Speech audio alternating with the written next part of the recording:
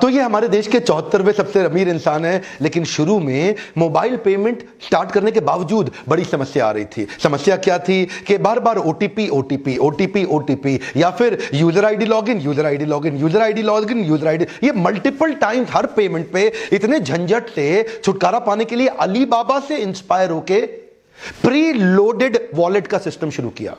एक बार वॉलेट में पैसा डाल दो, अब आराम से जिसको मर्जी पे करते रहो, ना तो यूजर आईडी पासवर्ड आपको बार बार झंझट करना और ओटीपी ओटीपी का गेम खत्म। अब देखिए, पेटीएम अपने कस्टमर से तो चार्ज करता नहीं, तो कमाता कहां से? ये बड़ा प्रश्न है। पेटीएम कमाता कहां से? देखिए, एक तो पेटीएम कमाता है पेटीएम फॉर बिजनेस से। अगर आपकी ट्रांजैक्शन का वॉल्यूम बहुत बड़ा है तो 1.5% उस पर चार्ज कर लेगा सेलर से, 1.5% विच इज इंक्लूडिंग जीएसटी। मैं भी देता हूं, मेरे भी जो कस्टमर्स हैं जो बाउंस बैक में आते हैं, लीडरशिप फनल में आते हैं, वो मुझे पे करते हैं और पेटीएम के थ्रू पे करते हैं, तो मैं 1.5% पेटीएम को देता हूं विच इज इंक्लूडिंग जीएसटी। एक तो ये पेमेंट का तरीका हो गया। दूसरा, 30 करोड़ यूजर जो पेटीएम के प्लेटफॉर्म पे हैं, उनको एडवर्टाइजर्स की एडवर्टाइजिंग दिखाता है, तो जो एडवर्टाइजर आता है वो भी पेटीएम को पे करेगा, क्योंकि आप उसकी ऐड देख रहे हैं ना, तो उससे या तो वो एनुअल सब्सक्रिप्शन ले लेगा या मंथली पे पर क्लिक वगैरह सिस्टम से उनको पे कर देगा। तीसरा, जो आप मोबाइल वॉलेट के अंदर पैसा बड़ा डाल के रखते हैं ना, उस पे ये उसकी एफडी करा के उस पे इंटरेस्ट भी कमा लेता है। जैसे अगर पेटीएम के पास 100 करोड़ रुपया आप सबका मोबाइल वॉलेट का पड़ा है, तो उस पे भी ये पैसा कमाता है, इंटरेस्ट की कमाई हो गई।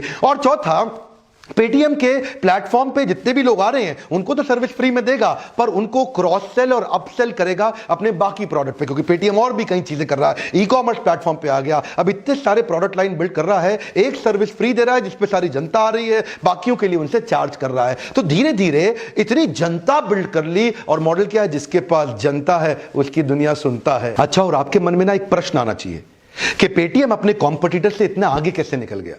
देखिए, पेटीएम सबसे पहले ऑनलाइन मॉडल को ऑफलाइन मॉडल में लेके आया। इसको जरा समझिए। पेटीएम के जो मर्चेंट्स हैं, जो लोग आप जाते हैं ना, सब्जी वाला, ठेले वाला, मोची है, नाई है, या कोई भी ऑटो वाला, रिक्शा वाला, इतना छोटा छोटा वेंडर का आप पेमेंट करना चाहते हैं, तो उसके पास ऑनलाइन ट्रांजैक्शन की कोई सुविधा नहीं है, कई बार उसके पास बैंक अकाउंट भी नहीं है। तो क्या किया जाए?